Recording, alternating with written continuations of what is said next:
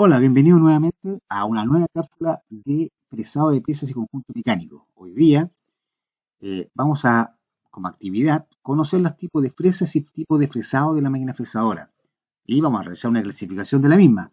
Además, vamos a poder seleccionar herramientas para poder hacer una simulación, un estudio de casos con respecto a una pieza de sujeción y también la selección de herramientas.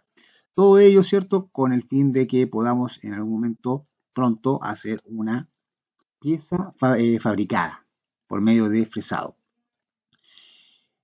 Como introducción, ¿cierto?, vamos a señalar que las herramientas de corte son sumamente importantes para el fresado, pero por ello también son materiales. Los materiales son una forma parte principal de las herramientas de corte.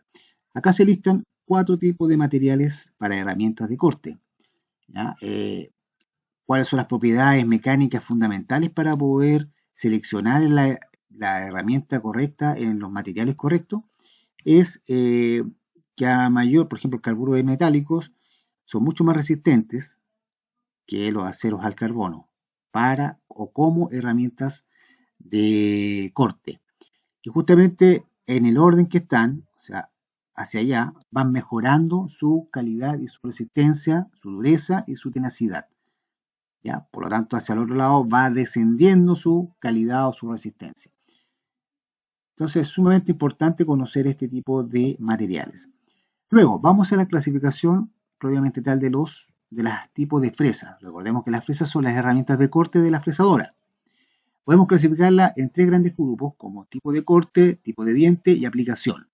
En el tipo de corte podemos clasificar a 2 grandes cortes que pueden ser el corte frontal y el corte tangencial. Como en la imagen se puede visualizar, el frontal, el eje de la fresa, es perpendicular a la herramienta que yo estoy cortando. Y el contrario, en forma completamente opuesta, el corte tangencial es paralelo, ¿cierto?, a la pieza que voy a fabricar. El segundo punto, ¿cierto?, que era el tipo de diente, también se puede subdividir en 3, que pueden ser dientes fresados, destalonados o dientes postizos. En la imagen se puede visualizar cuáles son cada uno de ellos. Por ejemplo, para dientes fresados, ¿cierto?, podemos ver una fresa de disco, disculpen, de helicoidal, cilíndrica y helicoidal. Podemos ver en los estalonados, que por lo general se puede visualizar acá los módulos de engranaje, ¿cierto?, que tienen aquí un destalón, por decirlo de alguna forma. Y los dientes postizos, o como se conoce, ¿cierto?, dientes intercambiables. Bueno, acá también sale una descripción de cada uno de ellos, ¿ya?, abajo de cada imagen. Les recuerdo, ¿cierto?, observar bien la guía, leerla, cuidado, está mucho más complicada que la anterior, así que traten de leerla completa. Sigamos con la clasificación de las aplicaciones. La aplicación también en aplicaciones se pueden subdividir en superficies planas, ranuradas o trabajos específicos. Superficies planas, si se dan cuenta, ya es un trabajo que hemos visto bastante, una fresa helicoidal, cilíndrica helicoidal, va sacando material de forma paralela a una pieza plana. O sea, le está dando planitud, simplemente. Ranurado, ¿cierto? Se dan cuenta que podemos usar un ranurado con una fresa de vástago, como también una fresa de disco, como la que se ve en la imagen. ¿Ya? Pero el ranurado es esto, es hacer una ranura, como el nombre lo dice, ¿cierto?, en cualquier parte de la pieza. Y trabajo específico, acá, bueno, hay un muy específico que es realizar otro tipo de herramienta. Pero aquí podríamos hacer algún tipo de ranurado específico, por ejemplo, ranuras T, engranajes, cola de Milano, avellanado, chaveteros de cortes. Entonces hay diferentes trabajos especiales con respecto a este que podemos hacer. Recordar, ¿cierto?, que la fresa, el tema del fresado y el tema de usar una fresa específica no está amarrado, no es algo estricto, porque podemos hacer una pieza de diferentes formas. esta pieza, por ejemplo, podríamos hacer con una fresa de vástago como podría ser una fresa de disco, ¿ya? Entonces eso va a depender del operario, de la selección del operario. Vamos entonces ahora a la descripción de las fresas. ¿Ya? Aquí están los tipos de fresa, la imagen que corresponde al tipo de fresa y más o menos un detalle general de qué es esta pieza. Yo obviamente la voy a hacer rápido para que ustedes lo puedan leer. Fresa de módulo por lo general se usa para el fresado de engranajes. La fresa de plaquita intercambiable, esta puede ser cualquiera de las anteriores, pero lo fundamental es que el elemento que corta puede ser modificado, cambiado, por ejemplo, carburo por una duro que se ponen acá. La razón de esto es porque el acero endurecido, ¿cierto?, es mucho más caro que un acero a carbono, por decirlo de alguna forma. Entonces, en vez de hacer toda una pieza de este material que es carísimo, se hacen unas plaquitas y que son intercambiables a medida que se van gastando. Fresa de forma, hay diferentes formas, cóncava, convexa o u otro tipo de forma, ¿cierto? Diagonal, que va a depender de lo que yo quiera realizar. Fresa cilíndrica frontal, bueno, esta ya la hemos visto, ¿cierto? Puede servir para hacer piezas que son de planeación, podemos planear con esto. El área es suficientemente ancha para poder sacar gran cantidad de material. Fresado de disco, podemos ranurar, como lo hemos visto en algunos elementos, o podemos también hacer algún tipo de corte. Hay diferentes tipos de fresa de disco, pueden ser con dientes cruzados como dientes rectos. La fresa de vástago, acá hay diferentes tipos de fresa de vástago. Yo podría ocupar con la fresa de vástago la forma de T, o como la que está acá, una cola de Milano. Eh, puedo hacer también otro tipo de fresa, podría hacer una fresa cilíndrica solamente y hacer una ranura. Así que da para mucho.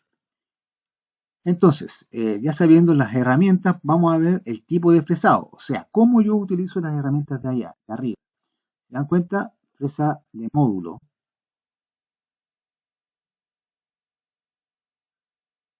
Aquí aquí hay un error. Ya, bueno, aquí hay un error, ¿cierto? Ojalá lo podamos visualizar. Esto es un fresado de plano. ¿Ya? Así que aquí hay un error raro. No, esto está malo.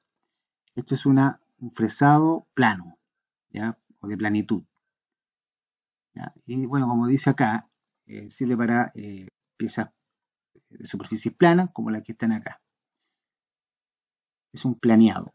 Luego, fresa escuadra. Ya se dan cuenta que podemos usar algunas herramientas que ya hemos visto, pero lo importante acá es cómo la utilizo para generar una escuadra. ¿Ya? ¿Para qué me sirve? Bueno, para generar ángulos rectos en algunas partes de la pieza. Pesado vaciado, la imagen es completamente definitiva, ¿cierto? Podemos observar lo que se hace, lo que hago yo con una herramienta, por ejemplo, en este caso le saco material interno a una pieza que de otra forma no podría ser. Hago un vaciado. Fresado de engranaje, bueno, la herramienta de engranaje, ¿cierto? Tiene la forma para poder hacer este tipo de piezas. De corte, una fresa de disco, es tipo sierra, ¿cierto? Puedo hacer algún tipo de corte. Fresado de ranurado, ya lo hemos visto, con una herramienta puede ser una ranura tipo T como la que está acá, o puede ser una cola de Milano, bueno, va a depender de lo que yo quisiera hacer. Elementos de sujeción, vamos a los elementos de sujeción, elementos muy importantes a la hora de realizar la puesta en marcha de la fresa o para la fabricación. Ya, como se observa, hay varias, ¿cierto? Pero las más importantes están descritas a continuación. Está la sujeción por morsa, brida, mesa de trabajo, brida y escuadra. Vamos a explicar algunas. Esta obviamente es la que tenemos una pieza con el área de las mordazas de la fresa, de la prensa, en este caso puede ser una prensa mecánica, ¿ya? O como se le llama ahí, una morsa. La segunda es una brida que está sobre sobre la mesa. Si se dan cuenta que hay un perno que se posiciona en la mesa, entonces esto está a ras de la mesa. Esto especialmente para elementos que son de espesor muy pequeño.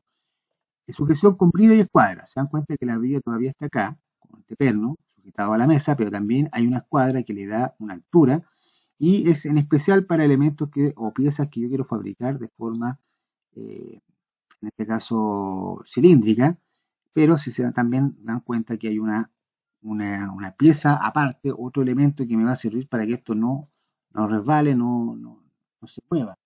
¿Ya? Esto es un bloque en B, que también puede ser expresado, pero si se dan cuenta, este tiene un ángulo también aquí, una forma que se posiciona en la mesa.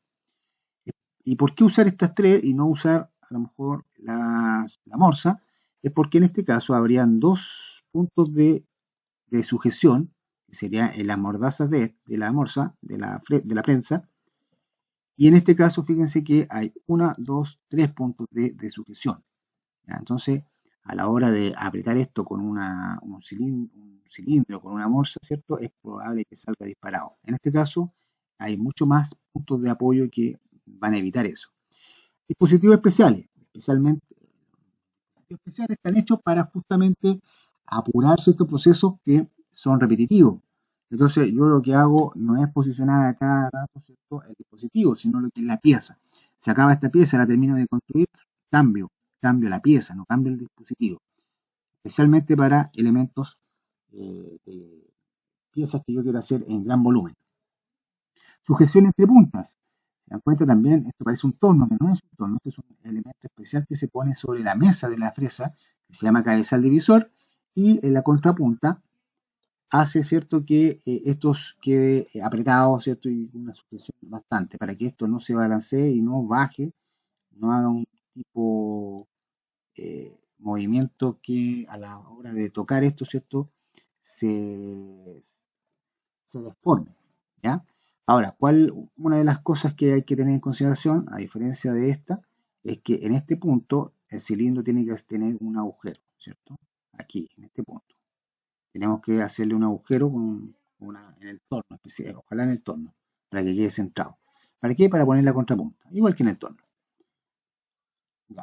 Vamos viendo entonces cuáles son las puestas a punto de cada una de las formas o el tipo de expresado que podemos jugar. Por ejemplo, si yo quisiera hacer un aplanado, la forma de ponerla puesta a punto, ¿qué quiere decir? Que yo estoy a punto de sacar material, ¿ya? Pero no es llegar y hacerlo. Hay todo un procedimiento que ustedes debiesen conocer. En este caso, el aplanado es un poquito más, el más fácil, por decirlo de alguna forma, porque lo que hago es hacer funcionar, ¿cierto? Lo primero es, ¿cierto?, funcionar la máquina, el giro, ya, pues no podemos acercarnos, ¿cierto?, sin giro, podemos romper algo ahí, tiene que estar con movimiento.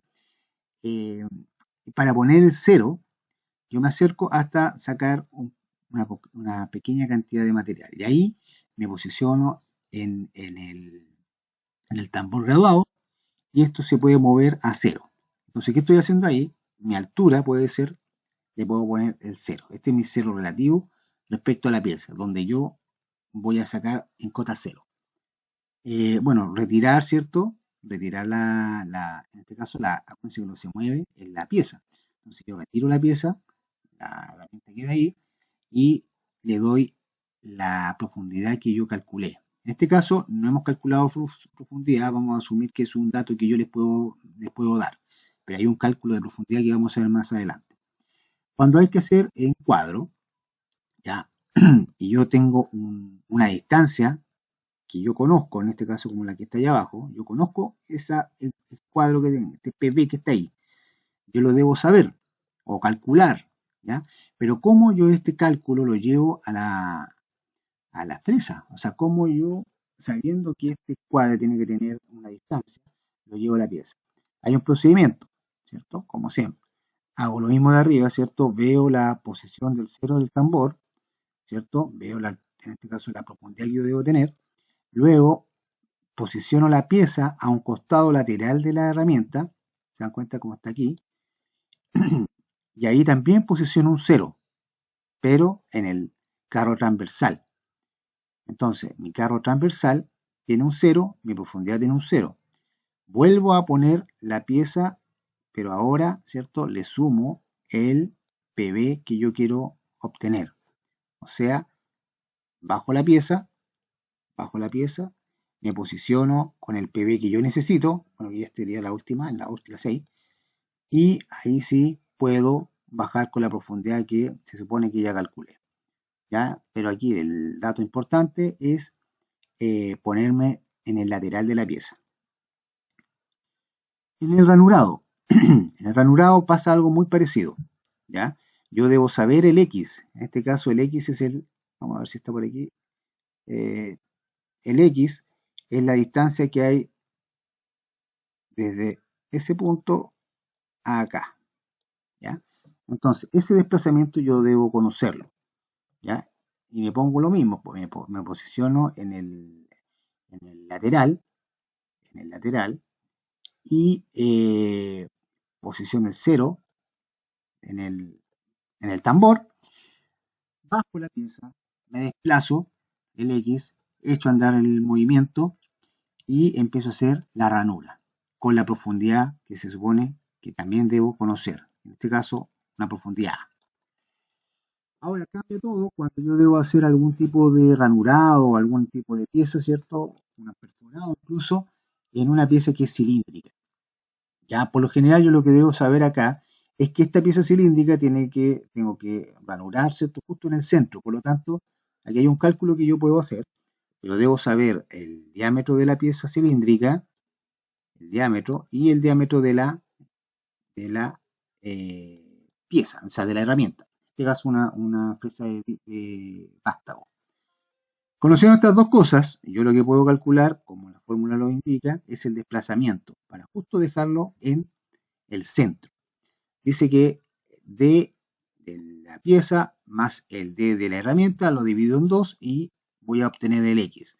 Obviamente tengo que bajar la pieza, posicionarme a ras y moverme con el transversal, ¿cierto? Con el tambor transversal desde el 0 hasta el X que me acaba de dar. Lo mismo pasa si fuese una presa de disco, pero ahora el diámetro ya no me interesa. Lo que me interesa, ¿cierto?, es el espesor del disco para poder posicionarla. Es importante porque de pronto despreciamos el espesor del disco y esto queda unos centésimas de milímetros movido y que ya no me sirve. Por lo tanto, ¿cuál es la fórmula que debiese usar? Lo mismo, calculo el espesor, el diámetro, lo sumo y lo divido en 2. Me posiciono en el lateral del cilindro, bajo la pieza y luego me muevo con el X calculado. En este caso, es un ejemplo muy conocido para la fabricación de engranaje.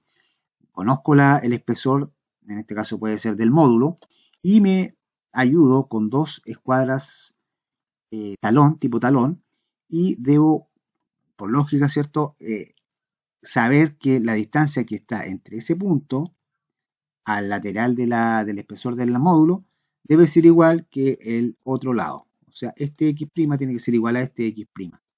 ¿Ya? Entonces, un montaje que es muy de verificación. Tengo que medir muy bien. Ya yo podría poner acá un reloj comparador o podría ir midiendo con un pie de metro la distancia, la longitud que hay acá.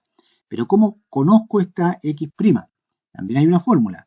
Dice que el diámetro de la pieza menos el espesor de ella, del módulo en este caso, y lo divido por 2. Me va a dar este X'. ¿Ya? Probablemente cuando estemos en vivo voy a explicar, ¿cierto?, cada una de por qué llegué a este tipo de fórmulas. Pero lo importante es, en este caso, por ahora, aplicarlas.